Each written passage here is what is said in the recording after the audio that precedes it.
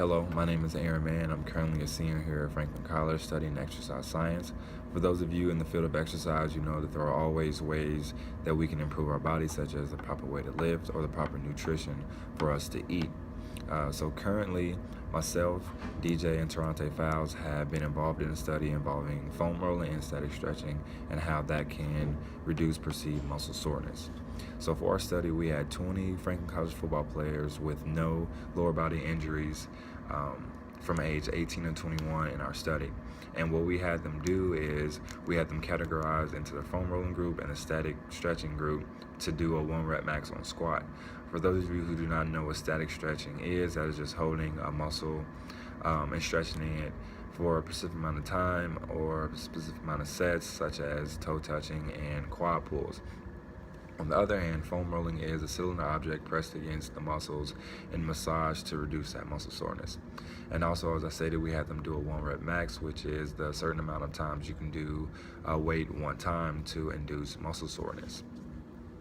So for our study, we had 4 questions, 4 on-the-spot questions. And the first one is, did we target different muscle groups for our participants, such as linebacker or lineman?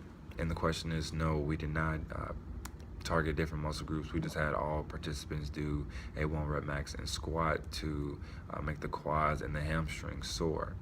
And the second part of this question is, do we think that that would affect our results? And the answer is yes.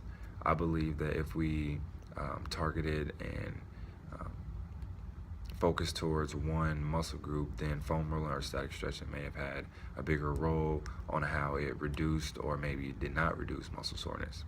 The second question we had is, do we think the 1 rep max protocol was the correct protocol to use to cause muscle soreness? And in my opinion, even though 1 rep max was a fantastic way to induce muscle soreness, I believe if we had subjects do 75 to 85% of the 1 rep max for 3 sets of 10 reps, then that may have introduced or induced muscle soreness even more, which would really help our study. The third question we had was, you are a strength coach and you have your athletes foam roll. Why is my study important to you, and should you change the way they foam roll? My study is extremely important to you because not only do we focus on foam rolling, but we also focus on static stretching, and also that we are all athletes, myself, DJ, and Ty, so we know how athletes get sore, and we always look for ways to reduce that soreness.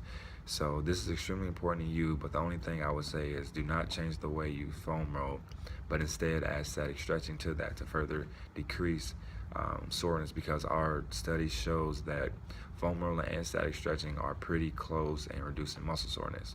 The last question is, if we did this study again, what would we change? The thing I would change is having more participants and also splitting them into specific positions, because different positions use their legs differently, which could really affect our study.